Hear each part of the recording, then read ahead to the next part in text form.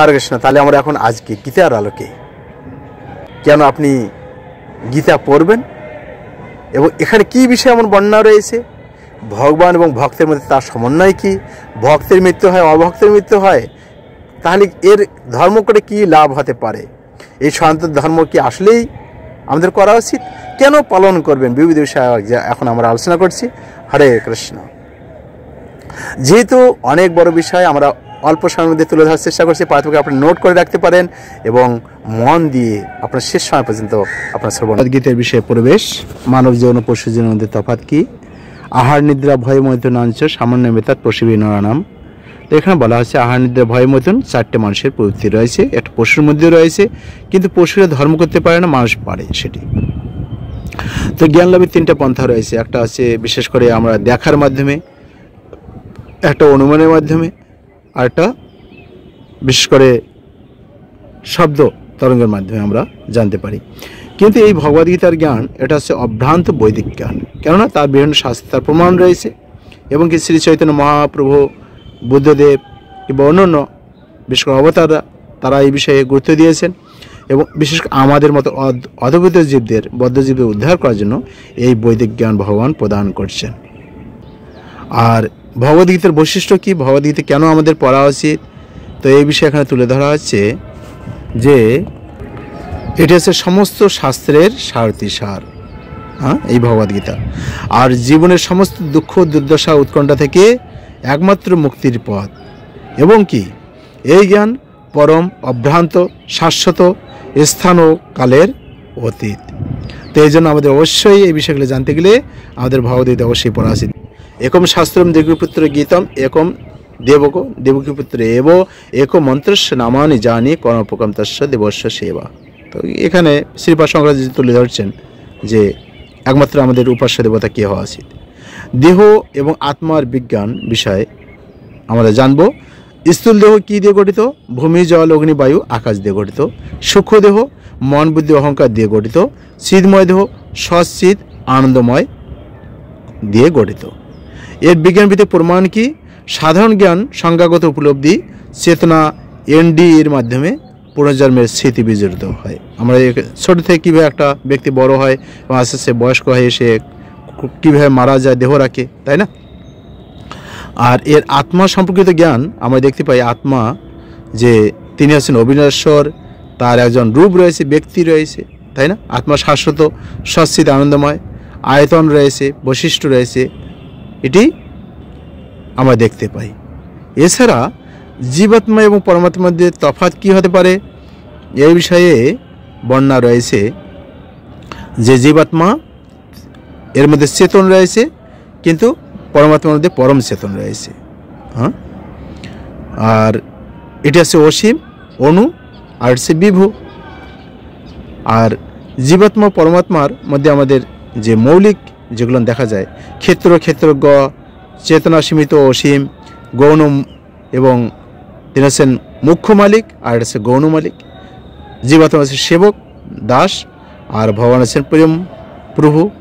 এই বাস্তব সত্যকে স্বীকার করে নেওয়ার উপর আমাদের জীবনের পরম সার্থকতা লাভ নির্ভর করে। তা আমরা জানবো ভগবান কে। তাহলে তো পৃথিবীতে বিভিন্ন ধর্মশাস্ত্র রয়েছে, কিন্তু বিভিন্ন শ্রেণীর গ্রহীতার জন্য এখানে তুলে ধরা হচ্ছে যে অন্যান্য ধর্মমত প্রদত্ত হয়েছিল স্থান কাল পাত্র অনুসারে, কিন্তু গীতা ভাগবতের শ্রদ্ধা হচ্ছেন অর্জুন এবং মহারাজ পরীক্ষিত। আর সকল ধর্মের সার কথা কি? ভগবান এক, ভগবত প্রণীত আইন ধর্ম আমাদের মেনে চলা কর্তব্য। আর এটি করলে কি হয়? তার পাপ হয় না, ভগবত ধর্মে সে ফিরে যেতে পারে, ভগবানের জন্য সেবামূলক কর্ম সম্পাদন করতে পারে। ত্যাগ ও বৈরাগ্যর অনুশীলন ভগবানের দিব্য নামের অনবদ্য মহিমা।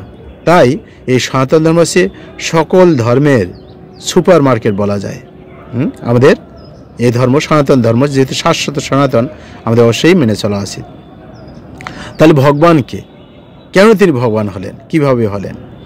তো এই বিষয়ে আমরা দেখতে পাই যে যার মধ্যে পূর্ণাঙ্গ 6টি ঐশ্বর্য বিদ্যমান তিনি আছেন ভগবান। কেন যে কৃষ্ণ হচ্ছে ভগবান স্বয়ং, ব্রহ্মাজি স্বয়ং তুলে ধরছেন যে ঈশ্বর পরমকৃষ্ণ আটসবৃত্ত, যারে জৈসি নাসা সে তৈসি করে নিত্য। আর ভাগবতের দ্বিতীয় স্কন্ধে বিশেষ সৃষ্টিলে আমরা বিস্তারিত এই বিষয়ে বর্ণনা পাই। তো ভগবান শ্রীকৃষ্ণের অদ্ভুত বৈশিষ্ট্য, ভগবান যে তিনি যে ভগবান তার কি কি অদ্ভুত বৈশিষ্ট্য রয়েছে, তো এই বিষয়ে আমরা দেখতে পাই যে ভগবানের অনেক অবতার রয়েছে, কিন্তু তার মধ্যে 6টি অবতার রয়েছে। বিশেষ করে তার মধ্যে কৃষ্ণ হচ্ছেন ভগবান শ্রীকৃষ্ণ, তিনি হচ্ছেন সমস্ত অবতারের অবতারী। আর তিনি একমাত্র, তার মধ্যে 6টি ঐশ্বর্য রয়েছে, সমগ্র ঐশ্বর্য, সমগ্র যশ, সমগ্র বৈরাগ্য, সমগ্র শ্রী, সমগ্র জ্ঞান এবং সমগ্র বীর্য পূর্ণাঙ্গ মাত্রায় যেহেতু রয়েছে, তাই তিনি হচ্ছেন ভগবান। তো ভগবানের আমরা এখানে সৃষ্টিতে আমরা দেখতে পাই ভগবান, সেখান থেকে সংকর্ষণ, তারপর চতুর্ভুহ, তারপর ভগবান বিষ্ণু, তারপর আছে ব্রহ্মা, পর্যায়ক্রমে আসেন, এবং ব্রহ্মা থেকে পুনরায় মনু, এবং মনু থেকে মানব জাতি। এইভাবে আমরা এখানে বিভিন্নভাবে আমরা লিস্ট দেখতে পাচ্ছি। এবং এছাড়া ভগবানের যে বিভিন্ন অবতার রয়েছে, আর সমস্ত অবতারের মূল হচ্ছেন কে? ভগবান শ্রীকৃষ্ণ। তিনি আছেন অবতারেরও, তিনি আছেন অবতারী। অর্থাৎ ভগবানের স্বয়ং বিভিন্ন যুগে বিভিন্ন অবতারভাবে আসলো, কিন্তু স্বয়ং ভগবান তিনি বিশেষ একবার আসেন অষ্টবিংশতি দাপর যুগে। ভগবান শ্রীকৃষ্ণের অদ্ভুত বৈশিষ্ট্য কি? শ্রীকৃষ্ণের অতীত, বর্তমান এবং ভবিষ্যৎ। শ্রীকৃষ্ণ ও তার দেহ আছে অভিন্ন। শ্রীকৃষ্ণের জন্ম হয় না, কিন্তু এখানে যে জড়াপ্রকৃত কর্মকাল, জড়াপ্রকৃতির 3টে গুণ রয়েছে, 8টা উপাদান রয়েছে, যে 17তম 3টে গুণ এবং 8টা উপাদান। বিশেষ করে কিসের মাধ্যমে এগুলো হয়ে থাকে? বিশেষ করে যখন কেউ এই ধরনের পাপ কাজ তারা করে, আর আমাদের বিশেষ বিশেষ ধরনের স্বভাব আচরণ নির্ভর করে গুণের মাধ্যমে। তো আমাদের কর্মের অভ্রান্ত বিচার, পুনর্জন্মের নীতি থেকে আমরা দেখতে পাই যে যার যেরকম কর্ম, কেউ হয়তো হিংস্র টাইপের হচ্ছে, কেউ হয়তো সাধু স্বভাব, শতগুণ মনোভাবাপন্ন হচ্ছে, কেউ হয়তো নর্মাল হয়ে থাকছে। অর্থাৎ 3টে গুণের প্রভাব এভাবে নির্ভর করে। এর পরবর্তীতে সেই গুণকে নির্ভর করেই পুনর্জন্মের তার সেই ধরনের সে দেহপ্রাপ্ত হয়। আর এই জন্য আমরা পরবর্তীতে দেখতে পাই এর মাধ্যমে কিছু ব্যক্তি হয়তো পঙ্গু হয়ে যাচ্ছে, বিছানাতে উঠতে পারছে না, কেউ হয়তো রোগাগ্রস্ত হয়ে যাচ্ছে, কেউ হয়তো ছোট থেকেই সে তাকে কঠিন জীবনযাপন করতে হচ্ছে, শ্রম দিতে হচ্ছে, কেউ রাস সুখ ভোগ ঐশ্বর্য উপভোগ করছে। এর কারণ কি? কেউ সুখে রয়েছে, কেউ। এছাড়া আমরা দেখতে পাই কেউ হয়তো খুব সুখে একটা ভালো ফ্যামিলিতে জন্মগ্রহণ করছেন, কেউ হয়তো সেই ধরনের একটা জন্মগ্রহণ করছেন, তাকে ছোট থেকেই বোঝা বইতে হচ্ছে। এবং কি কেউ হয়তো দেখা যাচ্ছে সে ছোট থেকেই, শিশু থেকেই সে রোগাগ্রস্ত, তাকে শুয়েই থাকতে হচ্ছে। এবং কি হয়তো কাউকে দেখা যাচ্ছে সে একটা পঙ্গু হয়ে জন্মগ্রহণ করছেন। এর কেন এরকম হচ্ছে? তার কর্মফলের উপর নির্ভর করে তার নেক্সট একটা দেহ সে প্রাপ্ত হয়েছে, যার জন্য তাকে কষ্ট পেতে হচ্ছে। এই শরীরগুলো হচ্ছে জীবাত্মার বাসনা অনুসারে একটা ডিজাইনের মাত্র। কেউ হয়তো বাঘের একটা শরীর পেয়ে গেছে, কেউ হয়তো বিভিন্ন রকম হিংস্র টাইপের শরীর পেয়েছে। অর্থাৎ তার কর্ম এবং বাসনার উপর নির্ভর করে তাকে সেই ধরনের একটা দেহ প্রদান করা হয়, যার মধ্যে সে সেই দেহ নিয়ে সে সুখ ভোগ করতে পারে। কেউ হয়তো কুকুর হতে পারে, হিংস্র জানোয়ার হতে পারে, সে হয়তো বিভিন্ন রকম পশু পাখি হতে পারে। তাই এই ডিজাইনগুলো নির্ভর করে কিসের উপর? তার কর্মবাসনা এবং তার কর্ম এবং বাসনার উপর নির্ভর করে। কেউ হিংস্র প্রকৃতি যদি হয়, তাকে হয়তো একটা স্নেক হয়ে আসতে হলো, সাপ হয়ে। এই জন্য গীতা বলছেন মায়াধাক্ষণ প্রকৃতির সহিতে সচরাচরম হিতনান্য কুন্তেও জগৎ বিপরী বর্ততে। অর্থাৎ এই প্রকৃতি মায়াধাক্ষণ, মায়ার মাধ্যমে, অর্থাৎ মায়াদেবী, দুর্গা দেবী এই জগৎটাকে পরিচালনা করেন। আমরা জানি যে দৈবহস্য গুণময়ী মায়া দূরত্বয়া মায়াবাজে প্রভেদন্তে মায়াবেদান্তন্দিতে, গীতা এই বিষয়ে তুলে ধরছেন। আমাদের একটা যে স্মরণ রাখতে হবে সবসময়, আমাদের সময় এবং স্রোত, নদীর স্রোত কখনো আমাদের জন্য অপেক্ষা করবে না। এই জন্য আমাদের ভালোভাবে কর্ম করতে হবে। হ্যাঁ, কেউ হয়তো ছোটো হয়েছে, কিছুদিন পর তাকে আবার বড় হতে হবে। হ্যাঁ, তারপর আবার আস্তে আস্তে তাকে বার্ধক্যের দিকে তার জীবন আসতে যাবে।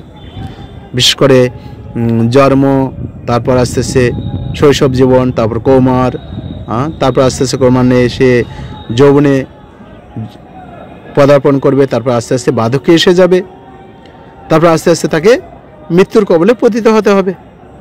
তো এই জন্য যেহেতু সময় কারো জন্য অপেক্ষা করে না, এই জন্য অত্যন্ত গুরুত্ব দেওয়া উচিত সময়ের প্রতি।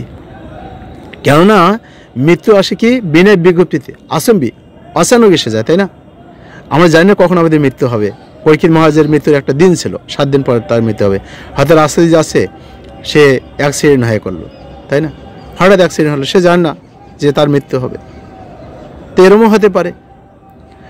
আর এবং কি আমরা দেখতে পাই যে তার হয়তো আমরা দেখতে পাই যে ইন্দিরা গান্ধী ছিল, কিন্তু বিশ্বের অনেক বড় বড় ব্যক্তিরা ছিলেন, তাদের অচানক মৃত্যু হয়েছে, তাই না? কিংবা এই জন্য আমরা যেহেতু জানি না আমাদের কখন মৃত্যু হবে, অত্যন্ত সাবধানতার সাথে আমাদের এটি গ্রহণ করা উচিত। তো আমাদের প্রশ্ন আসতে পারে, সাধুদেরও মৃত্যু হয়, বাইরের লোকেরও মৃত্যু হয়, তো আমরা কেন ভক্তি করব? তো এই বিষয়ে আমরা দেখতে পাই জীবন পরীক্ষার প্রস্তুতি, মৃত্যুর অন্তিম পরীক্ষা। হ্যাঁ, আমরা দেখতে পাই যে যেমন একটা বিড়াল, সে একটা মুখ দিয়ে তার বাচ্চাকে, শাবককে ধরছে, আর একই মুখ দিয়ে সে একটা ইঁদুরকে ধরছে। তো যখন শাবককে ধরছে, সে মনে করছে কি, শাবকটা না, আমাকে নিরাপদ জায়গায় নিয়ে যাচ্ছে, এই জন্য তার কোনো টেনশন নেই।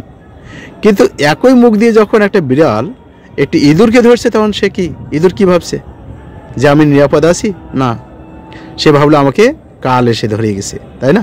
যে আমার এখন মৃত্যু সুনিশ্চিত। এই জন্য শ্রীকৃষ্ণের মাধ্যমে সব কিছু উপলব্ধি করতে হবে। ভক্তের কাছে মৃত্যু শ্রীকৃষ্ণ স্বরূপ এবং অভক্তের কাছে মৃত্যু আসে মৃত্যুরূপে। এই জন্য এখানে বলা হয়েছে অন্তকালে স্মরণতা কলেবরম জয়প্রাতি সমাদ ভাব জাতি নাস্ত সংশয়, এবং কি তসমা সর্বেষু কালেষু মানুষের যুদ্ধ চ মর্যার্পিত মনোবুদ্ধি মায়বসতি সংশয়।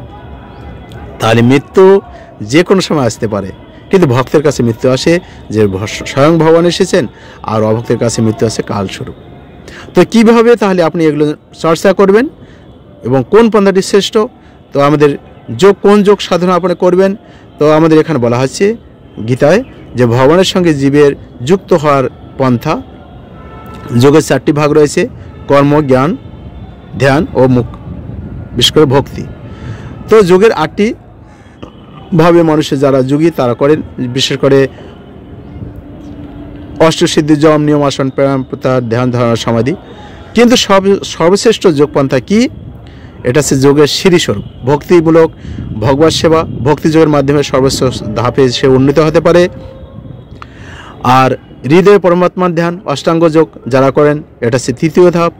জড়চিন্ময় পার্থক্য জ্ঞান যোগ, এটা হচ্ছে 2য় ধাপ। কর্মের ফল ত্যাগ, এটা হচ্ছে কর্মযোগ 1ম ধাপ। এবং কর্মের ফল ভোগ অর্থাৎ কর্মকাণ্ড, এটা হচ্ছে 0 ধাপ। কিন্তু সর্বশ্রেষ্ঠ ধাপ কোনটা? ভক্তিমূলক সেবা। ভক্তিমূলক সেবা করলে সে সরাসরি সে লিফটের মাধ্যমে ভবধামে যেতে পারে, আর অন্য ধ্যান যোগের মাধ্যমে সে কর্মিকভাবে সিঁড়ি বেয়ে বেয়ে উঠে সে যেতে পারে। কিন্তু হয়তো এক সময় দেখা গেলো ওই সিঁড়িটি এক জায়গায় আবার অফ হয়ে গেছে, অর্থাৎ নেই, দেওয়াল দেওয়া আছে, সে যেতে পারে না। তাহলে আমাদের দেখতে হবে কোন যোগ আপনি করবেন। যোগ তো বিভিন্নজন বিভিন্নভাবে করে, তাই না? বিশেষ করে অষ্টাঙ্গযোগের মাধ্যমে, জ্ঞান যোগের মাধ্যমে, কর্মযোগের মাধ্যমে বিভিন্নভাবে করে, কিন্তু শ্রেষ্ঠ যোগ হচ্ছে ভক্তি যোগ। হরে কৃষ্ণ। তাহলে আমরা বুঝতে পারলাম যে কিভাবে মৃত্যুকে আপনারা অতিক্রম করেন, কোন যোগ সাধনা করবেন, কেন আপনি গীতা পড়বেন, বিবিধ বিষয়। আমরা এই গীতার আলোকে আর আমাদের বিশেষ তথ্যাবলী আমরা প্রদান করব নেক্সট ভিডিওতে। তাহলে আমরা এই পর্যন্ত রাখছি। আপনারা নিজেরা জানুন, অন্যদের শেয়ার করুন, সবার মধ্যে কৃষ্ণ ভাবনা উজ্জীবিত করুন। যেমন অর্জুন, সে আর যুদ্ধ করবে না বসে গিয়েছিলেন, কিন্তু তাকে উৎসাহ অনুপ্রেরণা দিয়ে তিনি পুনরায় তার জীবনের সাফল্য অর্জন করলেন, যুদ্ধে জয়ী হলেন। তা আমাদের জন্য এই মনুষ্য জীবনে একটা সুন্দর দেহ পেয়েছি, মায়ের সঙ্গে আমরা সংগ্রাম করছি, এখান থেকে পুনরায় যাতে আমরা ভগবত ধামে যেতে পারি, এই জন্য আমাদের যে কোনোভাবে আমাদের কর্ম করে, কোন কর্ম করবেন, কোন সাধনা করবেন, কি করবেন, যার মধ্যে আপনি ভগবানের কাছে যেতে পারেন, এই বিষয়ে আপনারা নিজেরা জানুন, অন্যদেরকে উৎসাহিত করুন। ধন্যবাদ। হরে কৃষ্ণ।